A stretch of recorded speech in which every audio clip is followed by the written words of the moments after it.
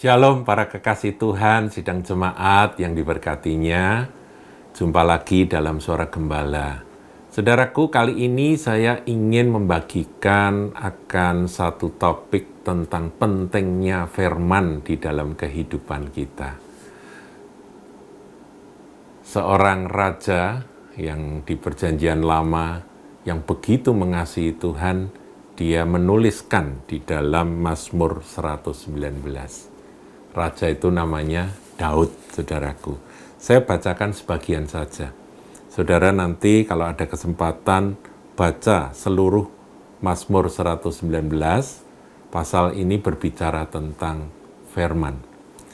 Nah, saudara, di dalam ayat yang ke-100 mulai saya bacakan, "Aku lebih mengerti daripada orang-orang tua, sebab aku memegang titah-titahmu." Orang yang berpegang pada firman Tuhan itu hikmatnya lebih dari orang-orang tua. Ayat 101, "Terhadap segala jalan kejahatan aku menahan kakiku supaya aku berpegang pada firman-Mu.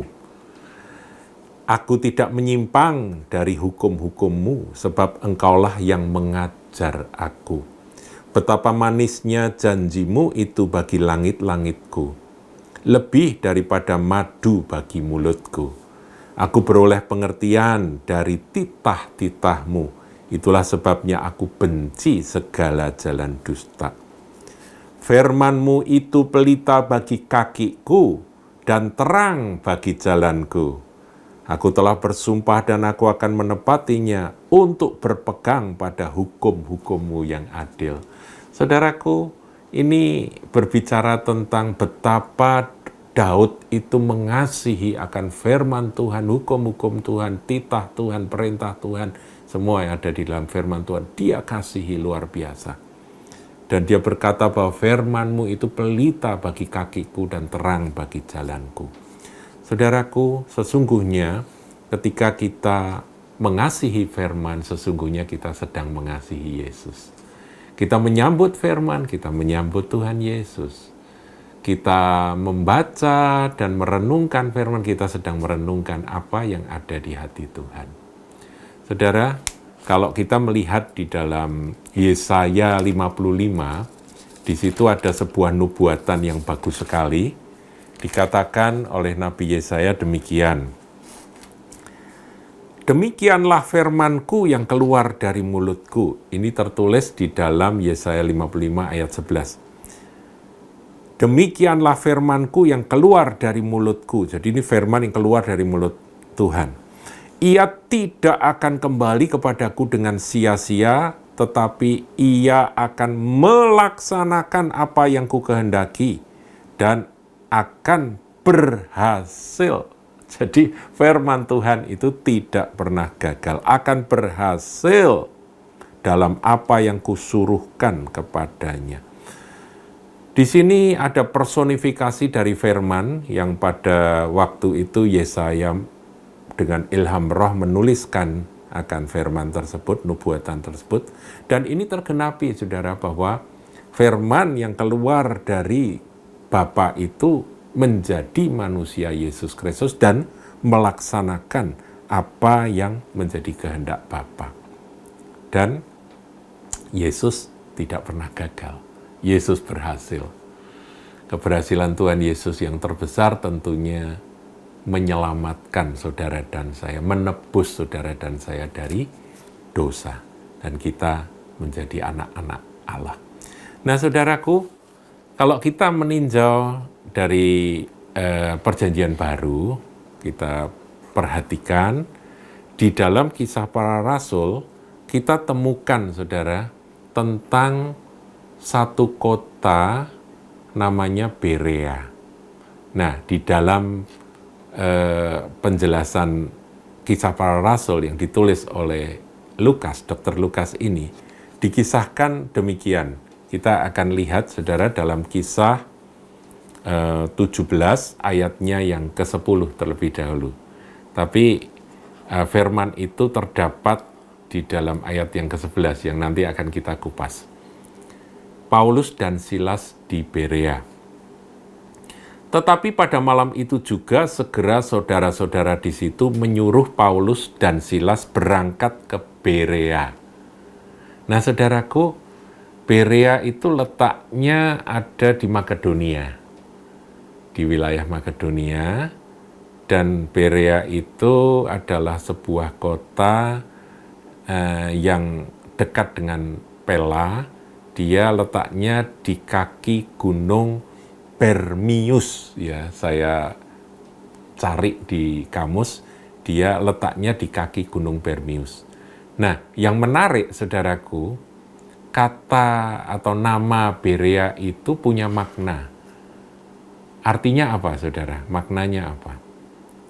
Berea itu artinya well watered, artinya diairi dengan baik. Jadi kota Berea itu adalah kota yang subur karena diairi dengan baik. Nah, saya kira ada pesan rohani dari apa yang tertulis mengenai Berea ini. Nah, kita baca lebih lanjut, saudaraku ya. Kita tahan dulu, kita baca lebih lanjut. Setibanya di situ, pergilah mereka ke rumah ibadat orang Yahudi. Nah, ayat 11 ini yang akan kita kupas. Orang-orang Yahudi di kota itu lebih baik hatinya daripada orang-orang Yahudi di Tesalonika. Berhenti sampai situ dulu. Mengapa orang-orang Yahudi di Berea lebih baik? Nanti kita akan lihat ayat berikut. Dan sekarang saya akan tinjau dari nama Berea dulu ya, saudaraku. Nama Berea itu well watered. Nah, saya kira ada satu pesan, karena ini kitab suci ini adalah kitab rohani. Kalau misalnya tanah itu subur, maka benih apapun yang ditabur di tanah itu pasti akan tumbuh dengan subur, dengan cepat. Kalau tanahnya baik, diairi dengan baik, ya well watered itu tadi, seperti Berea, maka setelah tumbuh pasti akan menghasilkan buah yang lebat, buah yang banyak, seperti yang diharapkan oleh sang penabur. Nah, saya merindukan, saudaraku, hati saya ini menjadi seperti Berea. Kalau ada benih firman Tuhan yang tertabur, maka benih itu akan tumbuh dengan subur. Karena apa? Hati ini well watered, ya, diairi dengan baik. Itu dikatakan orang-orang Yahudi di kota itu lebih baik hatinya daripada orang-orang Yahudi di Tesalonika. Nah, saya kira Tesalonika itu kalau diumpamakan sebagai tanah itu tidak sesubur Berea begitu. Nah, ayat berikutnya atau kalimat berikutnya bunyinya demikian. Karena mereka menerima firman itu dengan segala kerelaan hati. Mengapa kok dikatakan mereka lebih baik hatinya? Nah, lebih baik hatinya itu kalau dalam bahasa Inggrisnya dipakai kata more noble character. Artinya karakternya itu lebih mulia dan luhur. Noble itu kan luhur, mulia, saudara. Kok bisa? Nah, jawabnya ada, yaitu orang-orang Yahudi di kota itu lebih baik hatinya daripada orang-orang Yahudi di Tesalonika karena mereka menerima firman itu dengan segala kerelaan hati. Nah, segala kerelaan hati itu dalam bahasa Inggrisnya dipakai kata with great eagerness, dengan satu kerinduan yang besar. Saudaraku, lapar dan haus itu sangat penting. Lapar dan haus akan kebenaran firman itu menentukan apakah terjadi perubahan dalam karakter kita menjadi more noble character atau tidak. Menjadi luhur mulianya seorang Kristen itu rupa-rupanya ditentukan dari sikap hatinya, apakah dia itu lapar haus dengan great eagerness menantikan, menyambut firman itu. Nah, ketika Paulus dan Silas memberitakan firman di antara orang-orang Yahudi di Berea, mereka menyambut dengan penuh kehausan dan kelaparan rohani, dengan kerinduan yang besar. Dan itulah yang membuat mereka more noble character. Tahu ya hubungannya, saudaraku, ngerti ya. Jadi semakin kita haus dan lapar akan firman, maka firman itu akan mengerjakan di kita sehingga kita akan diubahkan oleh kuasa firman itu. Karakter kita akan jadi luhur mulia. Izinkan firman itu berkarya di dalam diri saudara, yaitu dengan sambutlah firman itu. Jangan ditolak, jangan dilawan, jangan dibantah. Cintai, terima, maka dia akan bekerja. Karena firman itu adalah Kristus Yesus Tuhan kita. Nah, kemudian ada lanjutannya. Dan setiap hari mereka menyelidiki kitab suci untuk mengetahui apakah semuanya itu benar demikian. Jadi kelaparan dan kehausan mereka itu tidak pasif, saudara.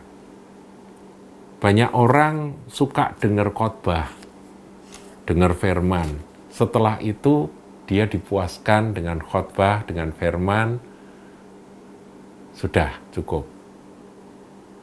Puas. Menurut ayat ini, Berea tidak berhenti sampai hanya menyambut firman.